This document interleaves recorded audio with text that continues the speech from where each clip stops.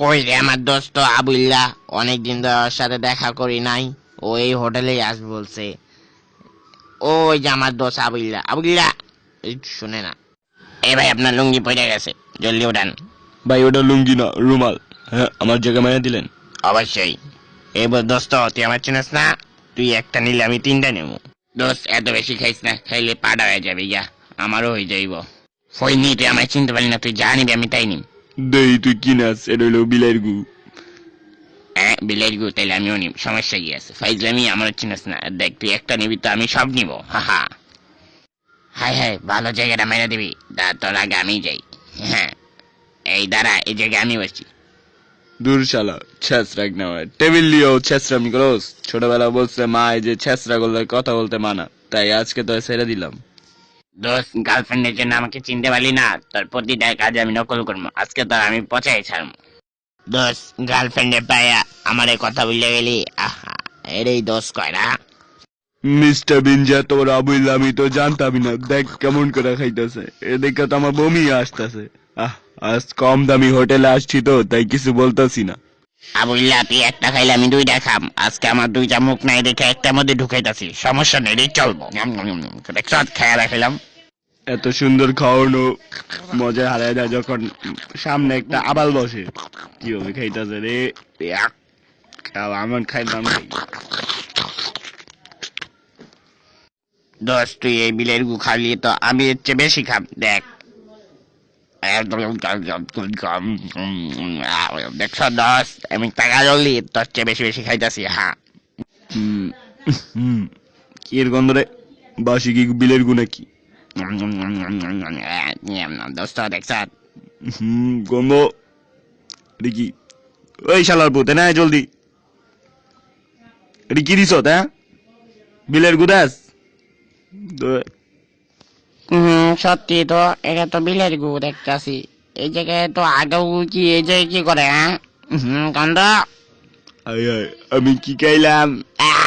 তাইলে আমি বিলের গু গেছি। অনেক গরম লাগতেছে, এত গরমের মধ্যে মানুষ এটা পরে। অনেক গরম। এখন ঠান্ডা, এরপরে দিয়ে অনেক গরম লাগে। প্যান্টটাও খুলে ফেলি, অনেক গরম লাগছে। যা, প্যান্টটা ফালাই দিলাম। এখন আমি পুরাই উদাম। এখন সময় 51:20। এতকু 20:51। আবাইলাম আর কে গড়ি, দেখ কি কয়, উল্টা পাল্টা কথা কয়। ওই গরিব বাচ্চা, তোর খাতা পড়ি, আজকে তোরে তো আইসি। এখান থেকে আওয়াজটা আইসে না। ওই, ওই গেট গোল, তোর থাকলাম। মানুষ আশেপাশে মানুষ ঘুমায় না। হ্যাঁ, উল্টা পাল্টা টাইম দেস, ভালো মতো টাইম দি। এখন বুঝছে। হ্যাঁ হ্যাঁ, গেট খুলে না কেন? ও লক হয়ে গেছে। আমার চাবি। হাই হাই, কাপড় চোপড় চাবি তো সব ভিতরে। হাই হাই, এখন আমি কি করবো? হাই হাই হাই হাই, আইলো মানুষ এলো। হাই হাই, কত কত বললাম। জান, তোমাকে আমি বুড়িগঙ্গা নদীর তীরে নিয়ে যাবে? তোর স্যাসরা কি উল্টা পাল্টা কথা কস? আমরা তো যাবো সুইজারল্যান্ডে। আপাতত আমাকে ঘরে ঢুকতে দিলেই হবে, অত সুইজারল্যান্ডে আমার যাওয়া লাগবে না। আমি কিভাবে যাব? এই সিলিন্ডার অনেক ভারী। আরে, সিলিন্ডারে ছাড়ো, এটা নিয়ে দৌড় মারো জলদি। আস্তে আস্তে মানুষ। গেট খোল, গেট। হাত দিয়েও ব্যাপার করা যায় না।